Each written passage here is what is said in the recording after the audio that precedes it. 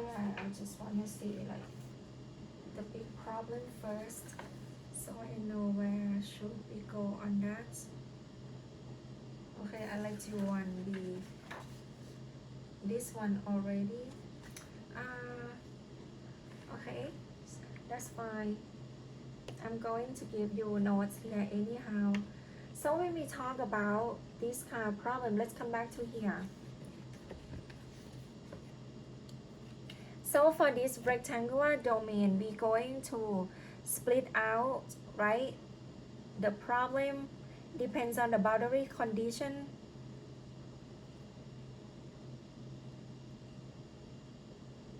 Okay, and when I give the condition on each side, this one gonna be g1x, this side gonna be g2x, and here h2y, and here h1y. Okay, so we suppose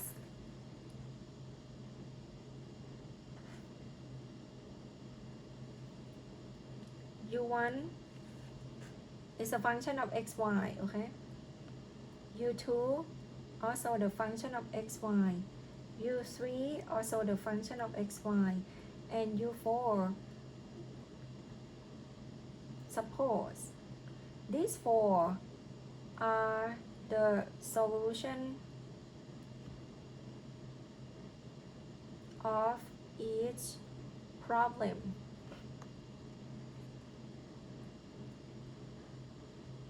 Okay, are the solution of each problem. Now I don't wanna rewrite it, so let's make sure now we're talking about note 7. Okay, and when you suppose this, that means the solution for this, okay, let me record this. We know that the solution of this Laplace equation will be the linear combination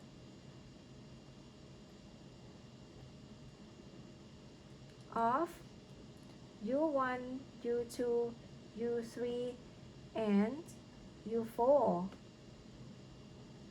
which is what?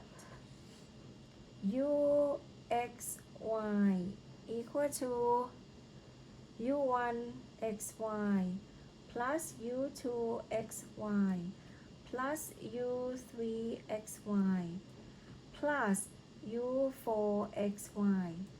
Okay, I just want to show you like how these can apply to the Laplace equation or other condition. Okay, if you want to find du by dt, which we don't have here because this is going to be a solution for the steady state, but anyhow, if you have to do it, yeah, you can just take partial derivative to each function. So it's gonna be du by dt, I mean du1 plus du2 by dt plus du3 by dt plus du4 by dt.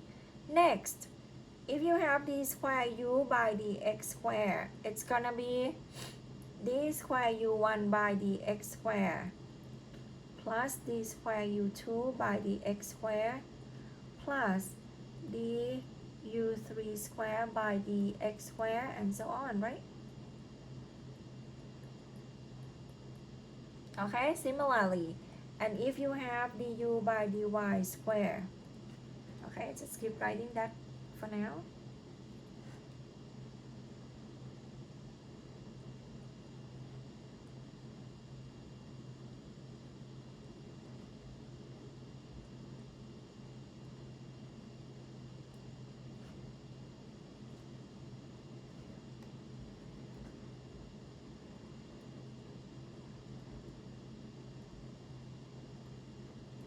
Here we go.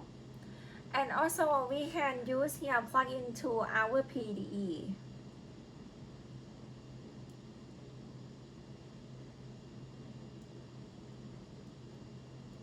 Doesn't matter, it's gonna be heat equation, wave equation, or Laplace equation. And for boundary condition, okay, for BC,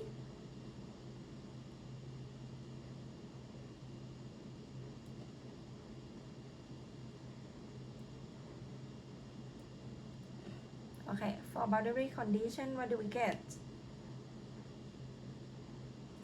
We're going to have, let's say BC1. We have what? UX0. Okay, let's talk about the BC1. UX0 is actually G1x, right? UX0 is G1x. That means you can expand UX0 as what? U1x0 plus U2x0 plus U3x0 plus U4x0. You see that? And this all must equal to G1x. What can we do? It's actually we have only U1 because U1 satisfy. Since U1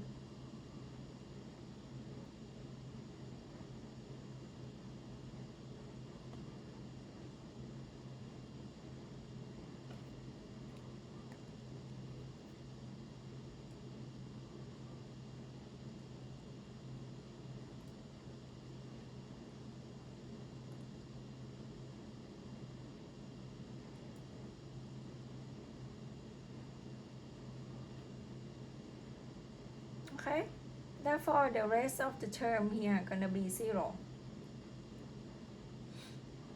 Therefore, if we apply this to other boundary condition, you're gonna have exactly in the same manner. So U1 x0 is equal to G1x. Okay, note here.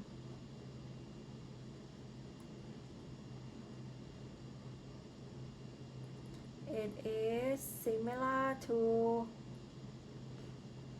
boundary conditions 2, 3, and 4 in problem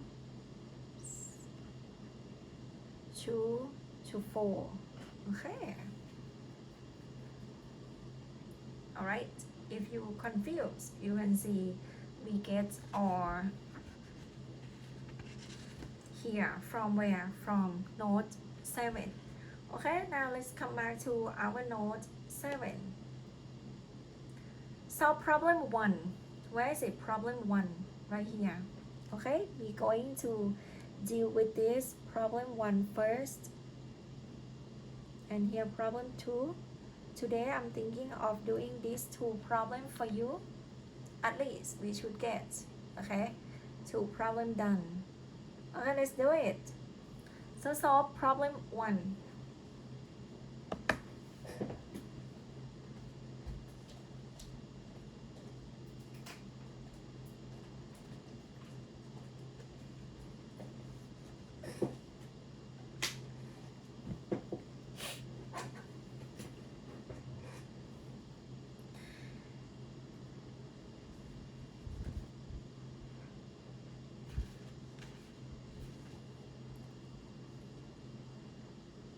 You see in problem 1 here, we have to apply what? Separations of variable, okay, into here. Okay, let me rewrite problem 1 here shortly.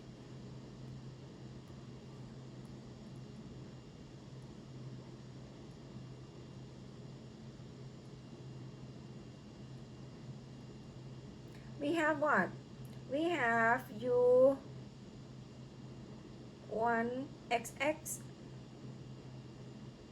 plus U1yy equal to 0. Let's see our BC. The BC we have U1x0 equal to g1 of x, and the rest g1 0y is equal to u1 xh is equal to u1 ly. They are all what? 0, right? Okay. And by separations of variable, we suppose is equal to this form.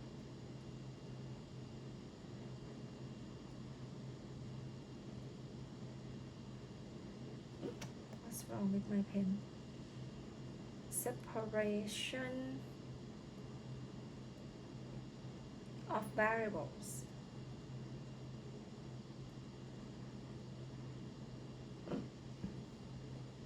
Okay, let's consider the boundary condition first. Maybe that should help. Or PDE first, that's fine. Okay, just like we did before, let's consider the PDE. For PDE, if you suppose u1 equal to this form and you plug in, you're gonna have f double prime, right? X f double prime x gy plus fx g double prime y equal to 0. And this gonna give you that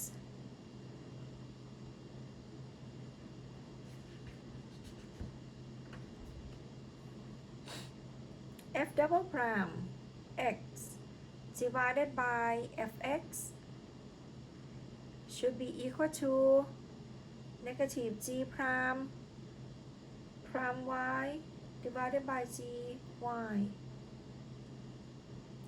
and it should be somewhat constant, and this constant finally it's gonna be what?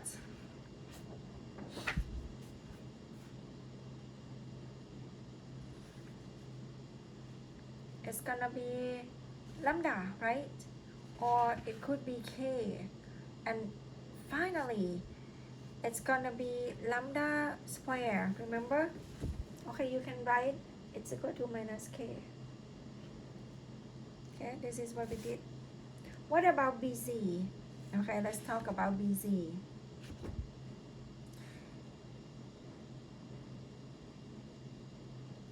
For the boundary condition for x, okay, note here. For x first, we have what?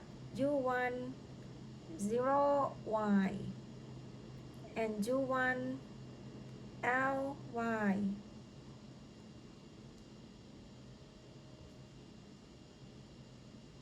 Okay, at 0 and L. It's equal to what? F0 gy will be 0, and the bottom one FL gy also 0. This giving you that F0 equal to 0 and FL equal to 0. Okay, once you get to here, again, we recall what? If you want to solve for fx, okay, next step, we want to solve for fx.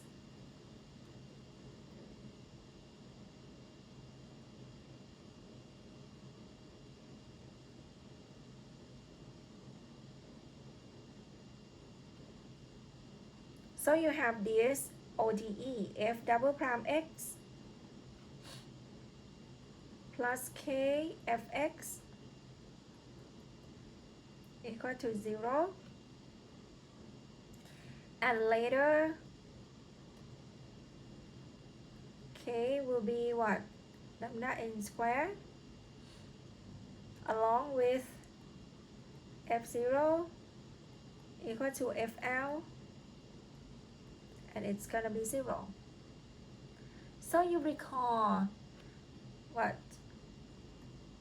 We can recall, what's wrong with that? Recall case 1 from table.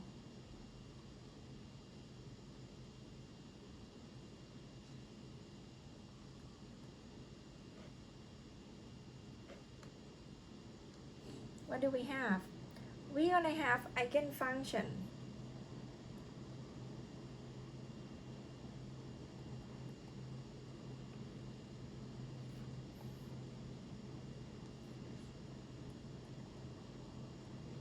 Eigenfunction is gonna be fn of x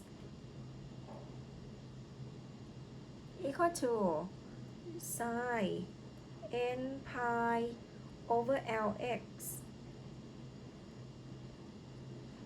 where eigenvalue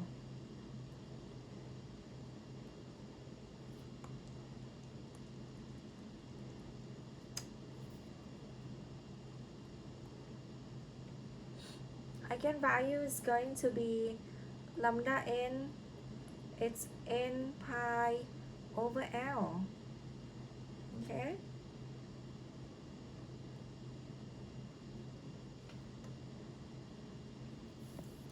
I don't understand. It just keep moving on my screen. I didn't do anything. So n is 1, 2, 3, and so on. Once you solve for fx, the other part you need to solve for what? gy.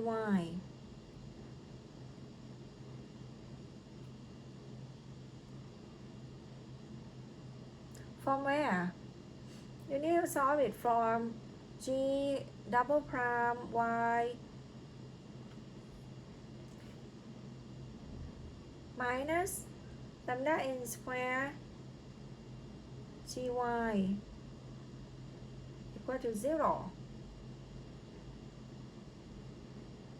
And the characteristic equation from here giving you that r square equal to lambda n square, which r equal to plus and minus lambda n. Okay, I'm going to give you guys both form of the solution.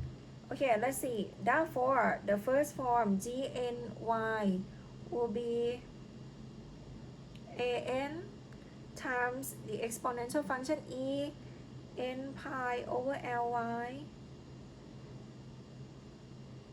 plus bn e to the negative n pi over ly. You probably think, what about the other form, teacher?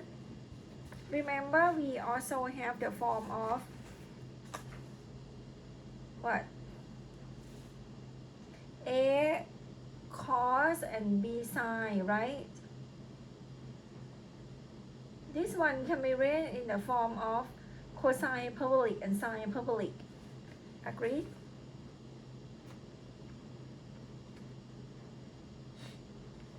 Okay, but I'm going to write it in this form for you now, and I'm going to give it the other form to you later. All right. So, what about the boundary condition? Now you know what? You know Fn, you know Gn already. Where is it?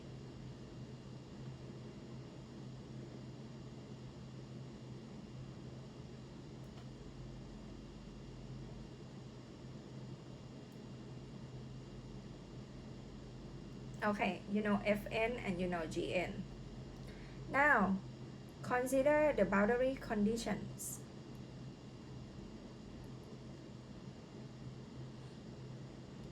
We have the other one, what's that?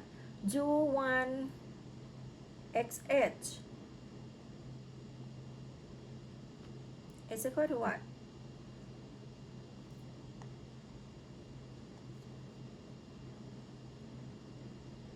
It's fx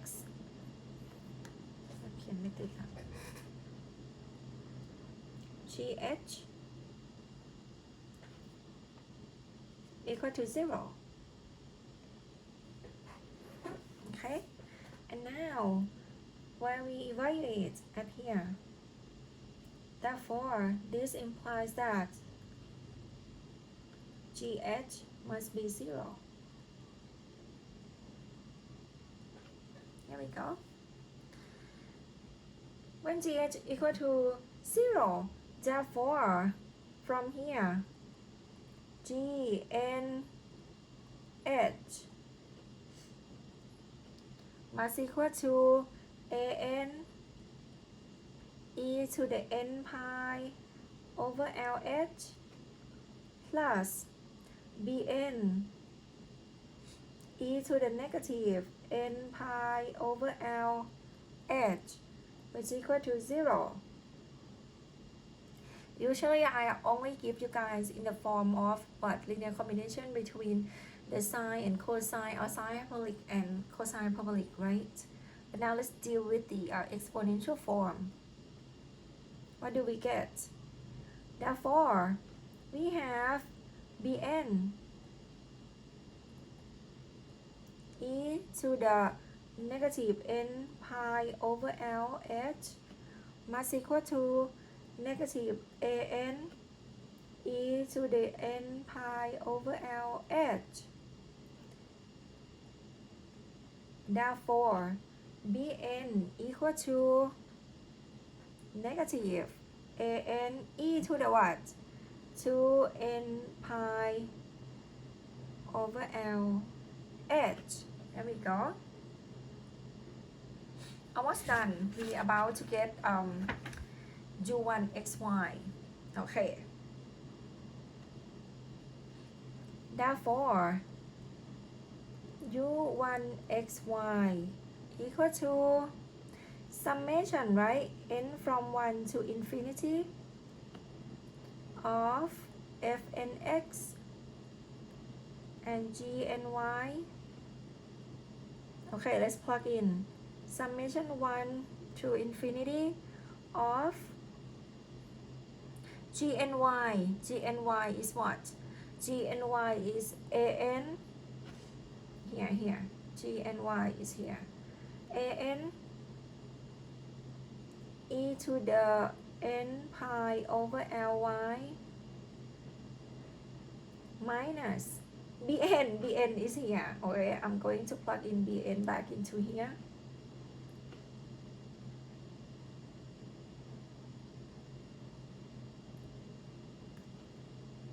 So it's minus an e to the 2n pi over lh times e to the negative n pi over ly. Okay, close the bracket. Times fnx, which is sine n pi over lx. Here we go.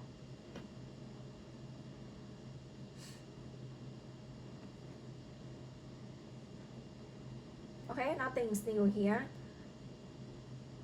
This one is my gny, and this is my fnx. Okay, let's see a little bit more. We need to find what? We need to find an. Agree? We need to find an. So if you combine them together,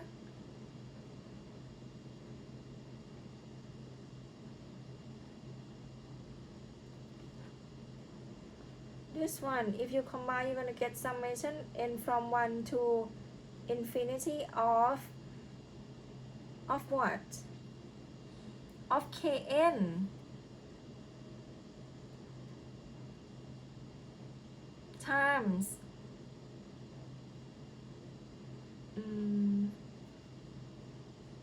sine n pi x over l, where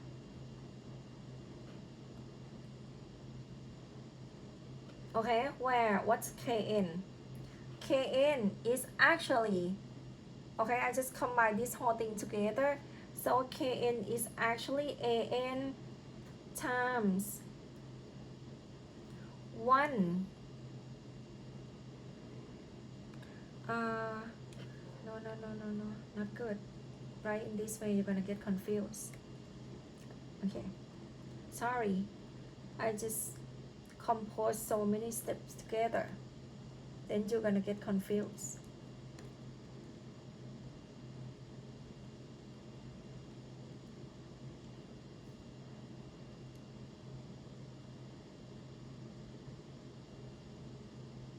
Okay, let me explain to you guys in this way. Let's see, we're gonna find An. Now we don't know An, right? If we know An, we find. We're gonna find An using one more thing. U1x0 equal to G1x. You see here, we use these two boundary conditions to find fx. And then we use this one, right, to help us decrease the coefficient of g and y. And we still have one more thing, one more boundary condition left. U1x0 equal to G1x. Okay, if you plug in, we get what? So from here, it's actually, you're gonna get what? It's g of x, I mean g1 of x, because you plug in y equal to 0, right? And from here, it's actually plug in y equal to 0 right here. What do we get? Left hand side, you plug in y equal to 0, you get g1x. Right hand side, it's gonna be summation n from 1 to infinity of, I'm going to combine, now I plug in y equal to 0. So when y equal to 0, this term gonna be 1, okay? I just bring the common factor an out. So it's 1 minus e to the 2n pi over l h, okay? And this term gonna be 1 as well, times sine n pi over lx. Okay, let me write in this form. And now I'm going to call this big term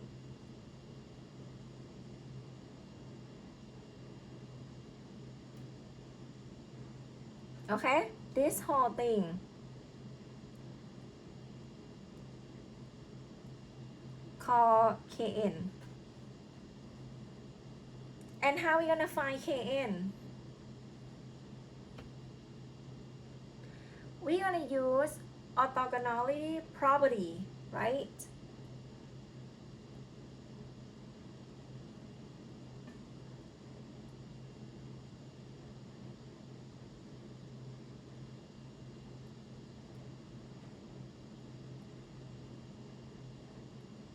Okay, by orthogonality property, we're gonna have Kn equal to 2 over L, 0 to L, integration 0 to L of what? G1x times sine n pi x over L dx. Here we go. Alright, so if you know Kn, we let the whole thing here equal to, Kn, right? Therefore, you can write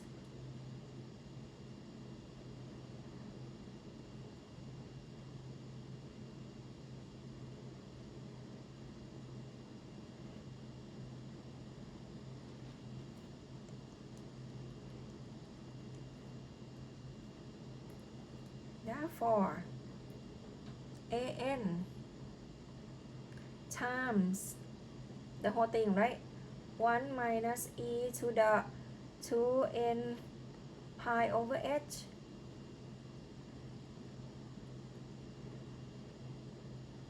Hey, 2n pi over L h.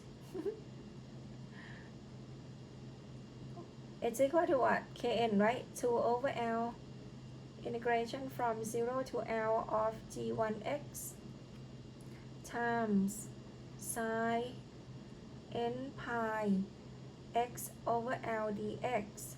Therefore, an is equal to 2 over whatever the whole thing here, L times what inside parentheses, I mean the bracket, e 2n pi over LH times integration 0 to L of g1x sine n pi x over L dx. Then bring it and plug in to equation star.